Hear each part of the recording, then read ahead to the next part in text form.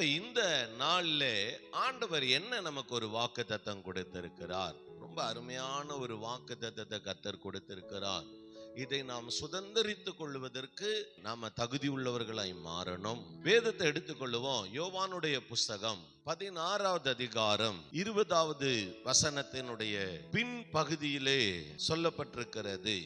நீங்கள் துக்கப்படுவீர்கள், ஆனாலும் உங்கள் துக்கம் சந்தோஷமாக மாறும். ஆமென், அல்லேலூயா.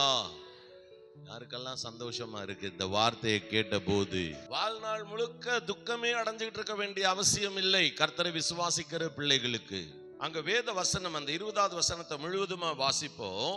மெய்யாகவே மெய்யாகவே நான் உங்களுக்கு சொல்லுகிறேன், மெய்யாகவே மெய்யாகவே நான் உங்களுக்கு சொல்லுகிறேன், நீங்கள் அழுது புலம்புவீர்கள், நீங்கள் அழுது புலம்புவீர்கள், உலகமோ சந்தோஷப்படும், உலகமோ சந்தோஷப்படும், நீங்கள் துக்கப்படுவீர்கள், நீங்கள் துக்கப்படுவீர்கள், ஆனாலும் உங்கள் துக்கம் சந்தோஷமாக மாறும். ஆனாலும் உங்கள் துக்கம் சந்தோஷமாய் மாறும்.